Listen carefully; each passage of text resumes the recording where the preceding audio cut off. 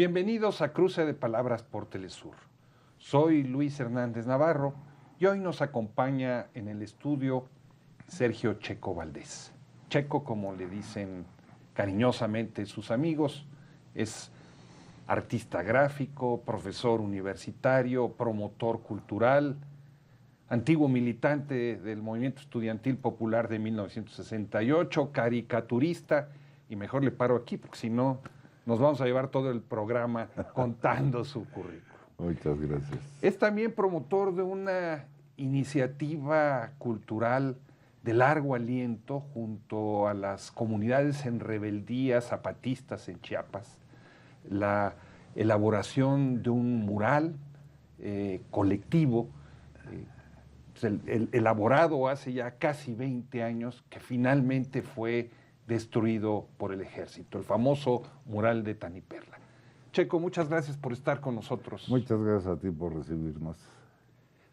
Checo, ¿cómo es que nace esta iniciativa de hacer un mural colectivo junto con las comunidades zapatistas? Estamos hablando de 1998, un momento muy difícil en el conflicto. Muy difícil, con muchas tensiones sociales, recién había sucedido lo de Acteal.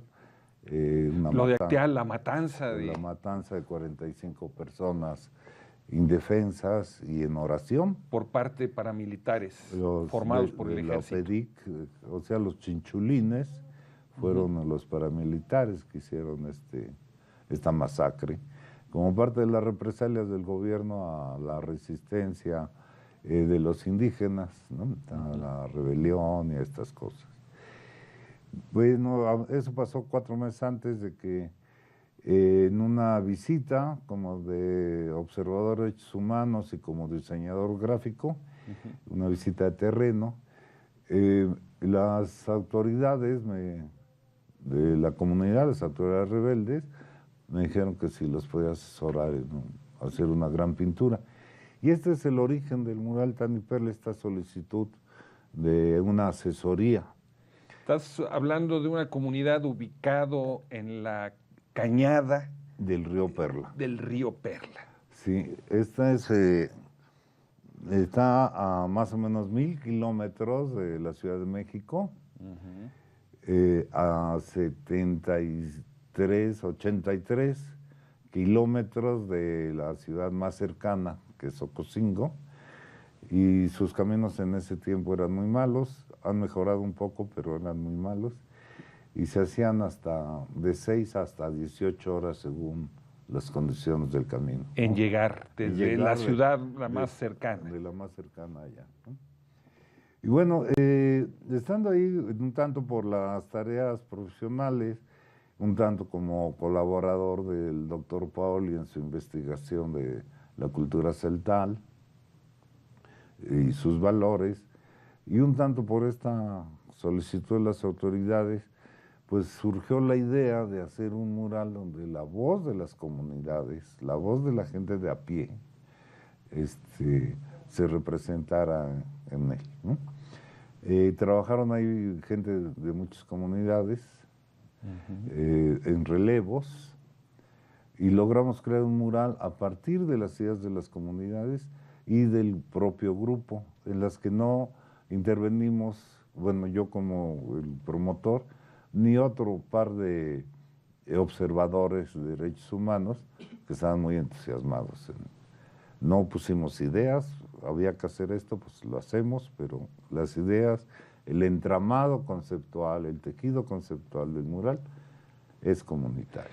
Cuando uno habla de un municipio rebelde zapatista, está hablando de un nivel de gobierno al margen de las instituciones establecidas, donde ellos nombran directamente sus autoridades y ejercen justicia. Así es, así es.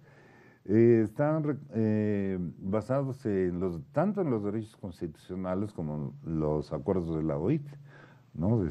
La Organización Internacional del Trabajo, el convenio 169. Exactamente, que es con lo que se ampara toda esta acción.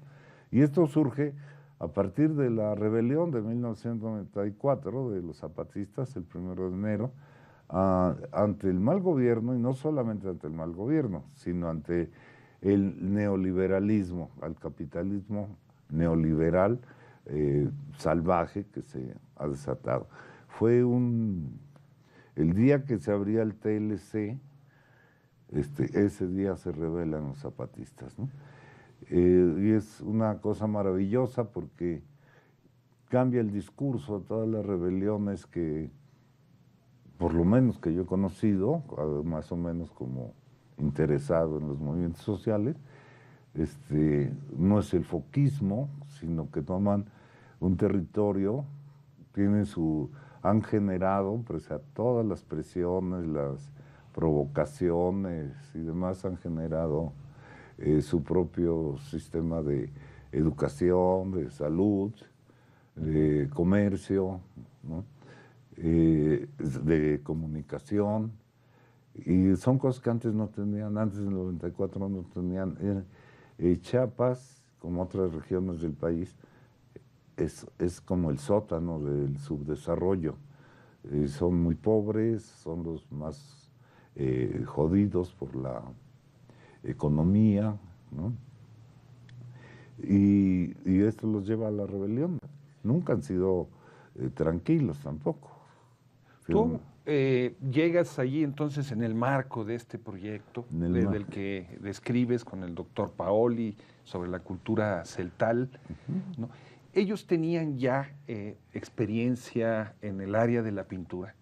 No, encontré muy pocas referencias visuales y ellas eran muy pocas y eran comerciales de refrescos. Por ahí un cartel del PRD que encontré, ¿no? Y unas caras mayas talladas en madera en una ventanilla y una pintura muy ingenua sobre una sirena y un leopardo, ¿no? Pero de ahí en fuera no encontré, en las comunidades que visité no encontré, vamos, ellos vivían como esclavos, como neoesclavos se les llama, ¿no? Estaban encerrados en fincas, solo podían salir con permiso del dueño de la finca, lo cual no era fácil. Existía el derecho de pernada por parte de los finqueros. Era, bueno, un testimonio dice que le pide al patrón un pedacito de tierra. ¿Para qué es la tierra? Sí, chiquito, patrón, chiquito, nomás para enterrar a mi hijito, recién nacido, que se murió. No voy a desperdiciar mi tierra en esa porquería, dársela de comer a los perros. Así. Así era el trato de los finqueros con estas personas hace apenas 25 años. ¿Y todo eso se plasma en el mural, Checo? Parte de eso. Más bien, el mural es como un canto a la paz, pese a que hay guerrilleros representados y todo esto. Y en el análisis simbólico del mural se encuentran muchísimas referencias a la paz, a la tranquilidad, al trabajo cotidiano, al progreso, abrir caminos, poner la luz, hacer la milpa, etc. Pero también, por ejemplo, a la organización de las mujeres. La organización de las mujeres que como casi en todas las culturas latinoamericanas y bueno, en muchas partes del mundo, las mujeres han sido, digamos, pues en un nivel de sometimiento al hombre, ¿no? Y aquí pues era muy acentuado eso. Hasta la rebelión hacen un movimiento interno las mujeres antes de la rebelión pública para ser reconocidas con capacidad para tomar cargos, para tener mandos, para participar en la organización activamente como cualquier otra persona. Y lo logran una ley de 10 puntos, la ley revolucionaria de las mujeres zapatistas, para ser reconocidas en todas esas tareas, ¿no? En el mural, Checo, aparecen dos figuras históricas claves en el México de abajo. Uno, Ricardo Flores Magón, un anarcosindicalista, precursor de la revolución. Así se llamaba ese municipio, así se llama ese municipio rebelde todavía, ¿verdad? Y Emiliano Zapata. Y el mural se inaugura el 10 de abril, una fecha clave en la vida del caudillo del sur. Sí, exacto. ¿Qué pasa ese 10 de abril? Bueno, en la fecha histórica asesinan a Zapata, ¿no? Sí. En una emboscada, ¿no? Y el 10 de abril, la fecha más reciente, se inaugura el municipio. Hace 20 años. Hace 20 años. Después de...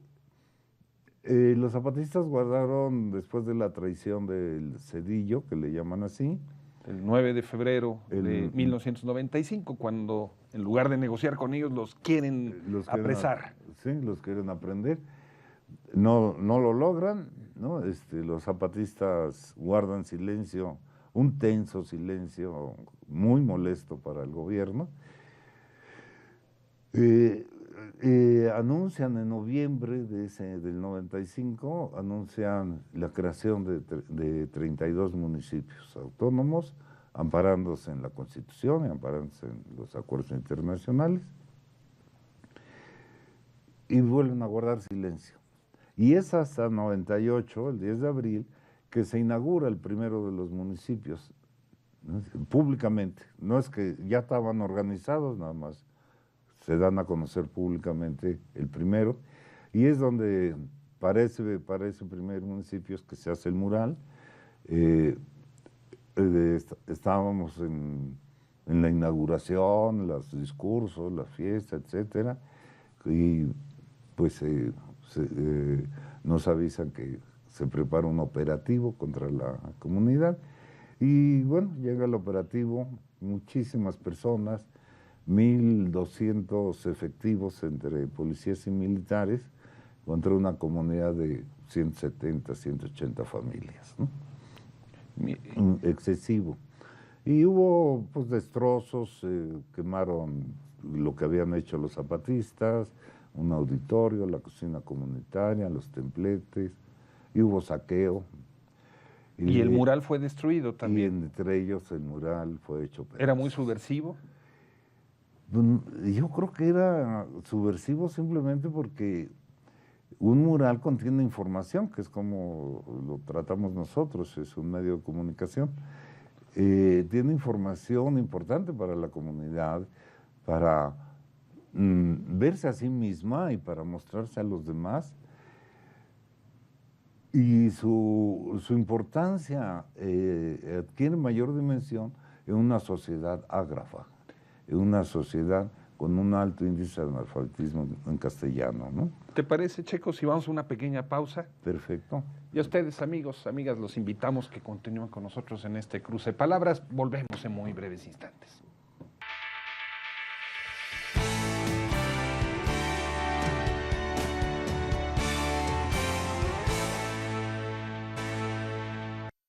Estamos ya de vuelta en este cruce de palabras con el artista gráfico, el promotor cultural Sergio Checo Valdés, promotor, organizador del mural de Taniperlas, destruido por el ejército hace 20 años. Un mural nacido en el marco de la rebelión zapatista para inaugurar uno de sus municipios autónomos, el municipio Ricardo Flores Magón. Checo, cuando hicimos el corte nos narrabas la llegada del ejército y la interrupción de la fiesta donde estaban inaugurando el mural y celebrando el municipio. Tú te pudiste haber ido y no te fuiste. Y como todos los que estábamos ahí, bueno, como 4 que traían carros se fueron, o 5, pero los que nos quedamos fuimos 37 entre extranjeros y nacionales, de los cuales a 12 extranjeros los expulsaron de por vida del país. Los detuvieron y fueron expulsados, extrañamente con una rapidez inusitada. El gobierno del demócrata Ernesto Zedillo. Sí, exactamente. En 36 horas ya estaban en su país, ¿no? En Bélgica, en Francia, en Estados Unidos, en Canadá, o sea. ¿Y a ti te mandaron a un nuevo país? A mí me mandaron a un retiro. Espiritual tras las rejas. Espiritual, ¿no? Pero no solamente a mí, fuimos en total, primero fuimos 9 detenidos, salvo Luis y yo, todos indígenas. Y luego, Luis, un defensor de derechos humanos. Sí, él es defensor de los derechos humanos, trabajaba en aquel tiempo en el Fray Pedro Lorenzo de la Nada. Una ONG que se dedica que se dedica precisamente en la defender. región de las Cañadas a su actividad de la observación de los derechos humanos. Y en un segundo grupo de detenidos, 2 días después, detuvieron a otros 6 indígenas y a otro mestizo. En total fuimos 16 los presos de ese operativo. Estuvo el ejército, tomó la comunidad, las mujeres no quisieron salir, perderían la tierra, argumentaron, y pese a todas las amenazas de violación y demás que los soldados les hacían, se quedaron, aguantaron recio estas mujeres. Los hombres tuvieron que huir para no ser aprendidos, se subieron al monte. Esta situación duró unos 3 meses en horribles condiciones. No podían tener leña para cocinar, simplemente, ¿no? Y no tenían que cocinar tampoco, ¿no? ¿Y tú cuánto tiempo estuviste en la cárcel, Checo? Estuve un poco más de un año en la cárcel. Un BTP, un viaje todo pagado. Todo pagado, sí.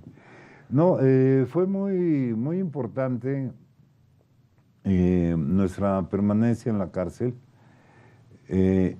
porque fue ante la respuesta de la sociedad civil, tanto nacional e internacional, que me entero después, son muchas manifestaciones de solidaridad, de apoyo, entre ellas la reproducción de la pintura mural en muchas ciudades, impresa, etcétera. Entre ellas destaca que gracias a la reconstrucción fotográfica de unas fotos por Víctor Ortega y la difusión, tanto impresa como por internet, de esta imagen, hizo un fenómeno mediático muy interesante que atraía la atención sobre los presos zapatistas, ¿no? Y entonces ahí permanecimos. O sea, el mural tuvo la misma suerte de Espartaco. Sí. Regresó y se reprodujo. Así es. ¿Cómo cuántas copias del mural se han hecho que tú tengas documentado en prácticamente, ¿qué serán? ¿15, 20 países? Una veintena de países. Una veintena de países. Una sí. veintena de países y unas 40 ciudades. 40 ciudades. Sí, pero por ejemplo en Barcelona se hizo 6 veces, ¿no? El mural. El mural. Se hizo en Manta, se hizo en Paredes, estuvo exhibido en la Sagrada Familia, entre las 2 torres colgaron una reproducción del mural. En fin, en Italia, en muchas ciudades de Italia se hicieron murales. Uh-huh. En el estudio de un pintor famoso que en este momento no recuerdo, otros pintores hicieron un mural, en fin, un montón de reproducciones. Yo tengo más o menos contadas 50, la más reciente de ellas en un café muy notable de Chiapas, tierra adentro, ¿no? 50 murales cuando se quiso destruir un mural que acabó teniendo 40 horas de vida. Pues es de agradecer esa destrucción, porque de ese modo no se hubiera reproducido. Si no lo destruye, no se reproduce. Se hubiera acabado por el sol en unos cuantos años, ¿no? Entre las reproducciones tuvo también una que tú hiciste en la cárcel. Sí, bueno, no fue una reproducción, ahí creamos Ahí fue otro mural. Otro mural con presos, autoridades presas de otro municipio autónomo, de Tierra y Libertad. Y lo importante detrás de estas manifestaciones pictóricas es que esto surge en una rebelión de los indígenas que tradicionalmente son invisibilizados por todos nosotros, ¿no? Se rebelan, anuncian con esto, con el municipio, el inicio de que ellos sí cumplen los acuerdos firmados, en donde se observaba esto precisamente, y realmente lo que se conmemora, o el marco marco más importante de la conmemoración de los 20 años de Taniperla son los 20 años de que están funcionando 32 municipios autónomos zapatistas, pese a todo, pese a detenciones, pese a muertes, pese a expulsiones. En 1998 se expulsaron a más de 150 extranjeros, ¿no? Se desplazaron a varias comunidades, en fin, y sin embargo ahí están los municipios construyendo lo que nunca habían tenido, ¿no? Salud, educación, agroecología, justicia. Justicia. Y esto basado en una cosa muy importante, que es la dignidad, ¿no? El respeto hacia sí mismo, ¿no? Es un mural que ejemplifica el renacimiento de la dignidad. Sí, sí. Sí, donde lo anuncian, no con palabras, pero sí que deben de lo que busca esta rebelión es ser reconocidos como indígenas en su cultura y como mexicanos enteros. No son separatistas, ¿no? Son mexicanos, pero son otras culturas. En Taniperla.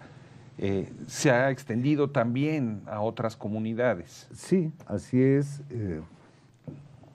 Otros indígenas como en la Sierra Ob, ahí en Maicova, en Sonora, lo han hecho mural, en Oaxaca,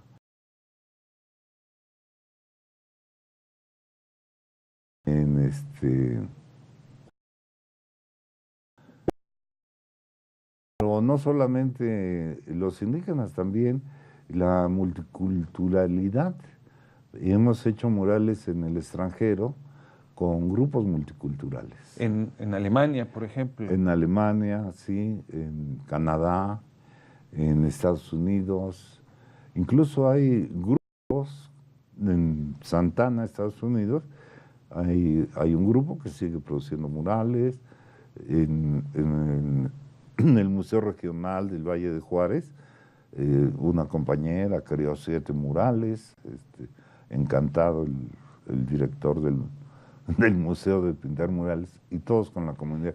Ahí se expresaron, por ejemplo, las muertas de Juárez, bueno, la organización que se llama Nuestras Hijas de Regreso a Casa, que son de las desaparecidas en Juárez, ¿no? Digamos, el universo de la influencia de este mural de Taniperla en la elaboración de otros murales, ¿sí? ¿Como a cuántas obras representa? Bueno, son, digamos, yo lo divido en 2 grandes grupos. Uno que son los de Chiapas. Ahí hemos hecho unos 70. Y los que son fuera de Chiapas, tanto dentro del país como fuera del país, son otros 70. Y vamos por más. O sea, 140 murales. Al menos. Al menos. Sí. Estamos hablando de murales en donde no es alguien externo el que crea la imagen, la composición, el color, sino que son las comunidades las que se retratan y recrean a sí mismas. Así es. No llegamos como artistas a pintar, llegamos como promotores para animar a pintar a la gente que no se atreve por una bola de prejuicios culturales que tenemos. A todo mundo le da miedo pintar, o cree que las musas vinieron, le dieron un toque mágico para que pintara, ¿no? Es cuestión de abordar y de hacerlo. Y precisamente la última campaña que hicimos en Chiapas, de 2 años, se llamó así, Animando a Pintar al Caracol. Nos referimos al caracol de Frente hacia un Nuevo Amanecer, el Caracol 3, que su cabecera también la forma de gobierno regional de los zapatistas, donde se juntan distintos municipios autónomos. En ese caso son 4 municipios, 4 grandes municipios. Uno es el Ricardo Flores Magón. Y ahí hicimos esta campaña Fuimos en brigadas, de unas 3 veces por año. Hacíamos grupos en comunidades y fue una fluidez sensacional. La gente empezó a darse cuenta que podía pintar. A lo mejor no les salía muy bien al principio. Bueno, no importa. Ya pintaron, ya se expresaron, ya se dicen cosas y se vuelven un referente muy importante para la comunidad su pintura, ¿no? Y como lo dicen ellos, es para que vengan de fuera, le tomen fotos y viaje nuestro mensaje por el mundo, ¿no? Checo, cuando tú saliste de la cárcel, eras buscado por colectivos de artistas, medios de comunicación. ¿Tuviste la posibilidad de convertirte en un artista famoso que viajara por el mundo? Pero tú apostaste a otra cosa, apostaste a regresar a trabajar a las comunidades. ¿Cómo fue ese dilema? Pues no fue tan dilema, o sea, no le huyo a hacer pintura o grabado o instalaciones, pues las he hecho. Pero ese es como una travesura del espíritu personal, ¿no? Recoger arena de todos los estados con agua de cada estado para mostrar los litorales de México, hice una instalación así. Pero eso es un trabajo personal. Aquí es de servicio a la comunidad, de servicio. Este es un método encantador porque es para servir, no para servirse. Muchísimas gracias. Nos quedamos con un arte para servir y no para servirse. Y no para servirse. Amigos, amigas, muchas gracias por su amable asistencia el día de hoy. Y ya saben, los esperamos la semana que viene aquí por Telesur.